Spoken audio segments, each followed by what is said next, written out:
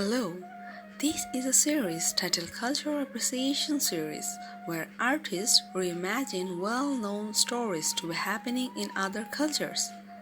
Our story is Jack and the Beanstalk, and the country here is the one I was blessed to be born in, Bangladesh.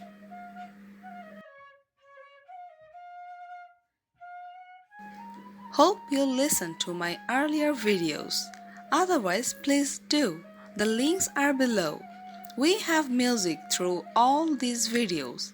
They represent different instruments and rhythms of Bangladesh.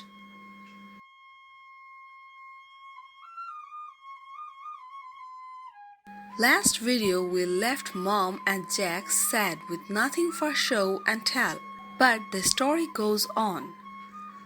The next morning, hearing the birds chirp, Jack looked out of the window and was surprised to find that a mighty bean vine had sprung from the yard.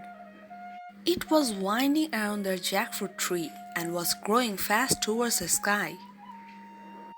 As my brother would do, he rushed out and climbed up the bean vine. Soon he was above the windows and the roof of the house. He disappeared from the sight of the mother, who obviously ran out and shouted for her son to stop. He was too high for her to hear. Jack climbed half a day. He went above the clouds and reached another realm. We will look at that realm next time. Meanwhile, the mother called him to come back. He was so excited that he did not hear her voice. He climbed higher and higher at every step and soon pushed past the white clouds that drifted across the sky. The clouds were quite thick, but he didn't care. The widow sat down and wept in despair, for she thought her last and greatest treasure was also gone forever.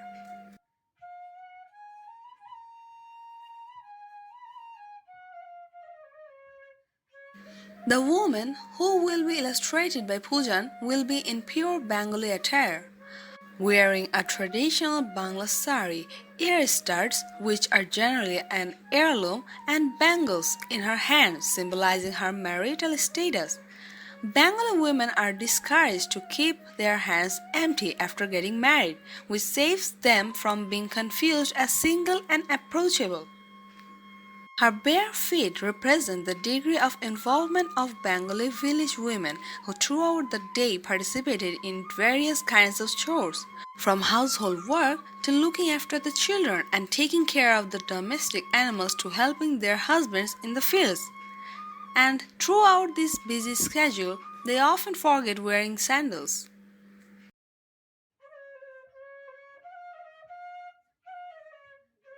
Jackfruit is very common in Bangladesh and it is unlike any other fruits. It's locally known as katal. If you are not used to this fruit, they are rather big with a spiky exterior.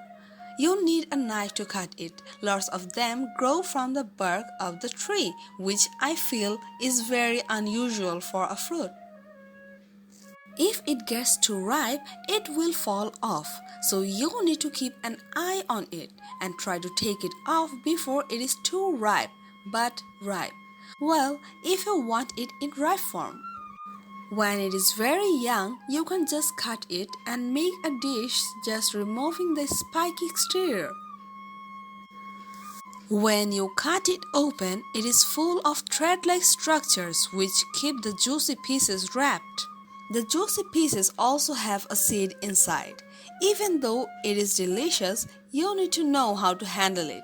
It has an extract that is a sticky sap, which sticks on everything it gets in touch with and is difficult to wipe off. As soon as you cut it off the bark, you see the sap. You cut into the fruit, sap comes out of all pores. Soon I will tell you a story about the jackfruit and its sap. The fruit is often used in savory dishes such as curries and can also be used as a meat substitute for vegetarians and vegans. Its dry seeds are used to play a game which is locally termed guti khela. After the story, I will tell you how to clean this sap. There is a Bengali folk tale about a Persian cloth merchant who sent his son on his first trip out of the country, and it was to Bangladesh. The young man was very excited. He reached Bangladesh safely and put his merchandise safely in the hotel. Then he decided to walk to the market to explore. He came across a peddler who was selling a jackfruit. It was big but rather cheap. He picked it up to ask the merchant about it and was surprised it was quite pokey. The peddler assured him it was tasty and sold him half as he requested. Jackfruit was completely new to this young man. The peddler cut it open and the boy took it to his hotel room. He sat down and started eating the juicy ripe fruits. Pretty soon he noticed his hands were sticky.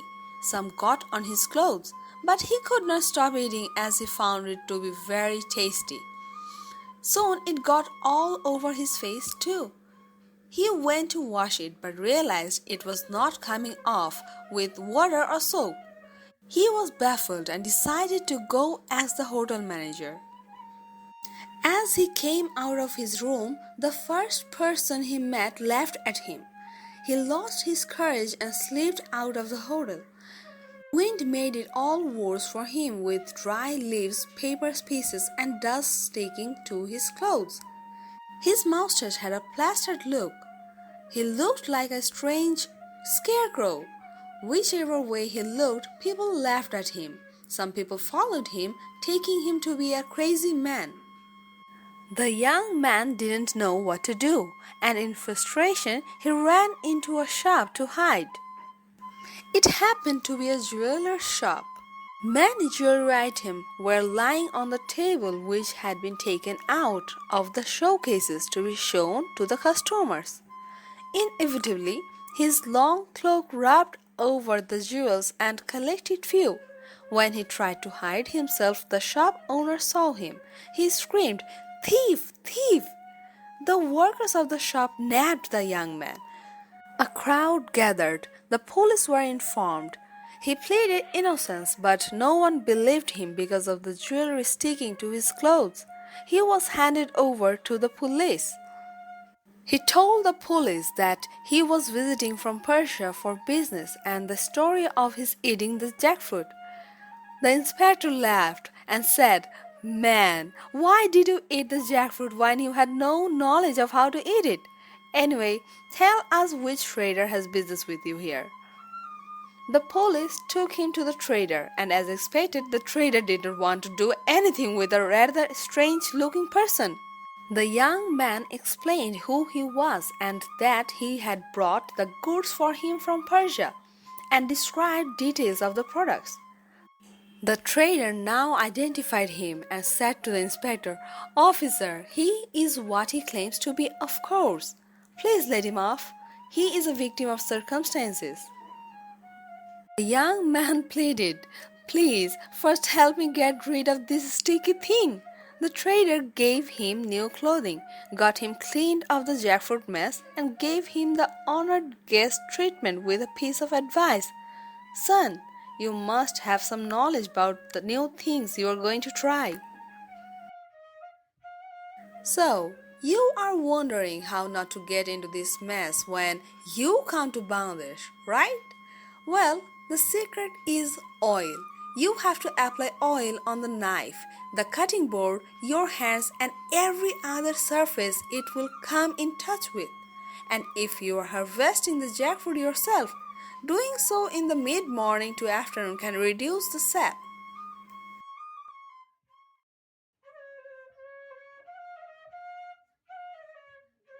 While you are watching the rest of the time-lapse, let me preview this new series of videos we have.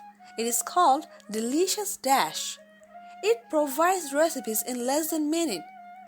MPOWRDUS has created a whole series of these videos from many countries in the world and is fast expanding. It is created by locals and is very authentic. Also, you will be introduced to many items you might not be familiar with. I was recently watching the videos from Nigeria and Ghana, and the dishes had so many ingredients we do not use in Bangladesh. Here we are showcasing Echur, young jackfruit curry. This is the one in which you can remove the pokey skin and just cut the jackfruit into small pieces. Delicious Dash in many ways encourages you to improvise and make the dish your own. Take a quick look or two of the recipe and happily cook the dish. No need to listen to a whole long video.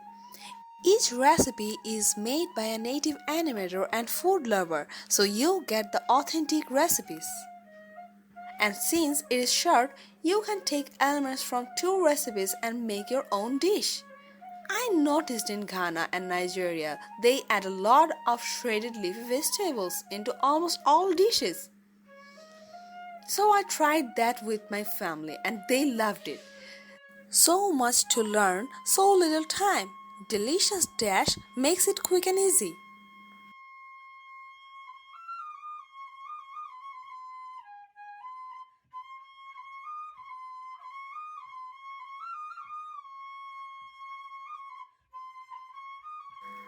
Thank you for joining me on these trips through Bangladeshi villages and our daily life. Please continue the journey with us, made possible by many artists, storytellers, and illustrators from all over the world. In the end, we are all one. We partake in each other's lives. When an illustrator makes a picture come to life, or you buy a basket made by a Bangladeshi artisan. And of course, it works the same way when we use the computers and mobile phones and drive on paved roads or have electric lights. In each of these, if we trace back what we started, when or which culture sacrificed themselves or achieved prosperity for us humans to have or not to have. If we do a deep dive, we will see that we are all interconnected beyond imagination. And with that, I can say Dhonnobad. Thank you. See you in another video.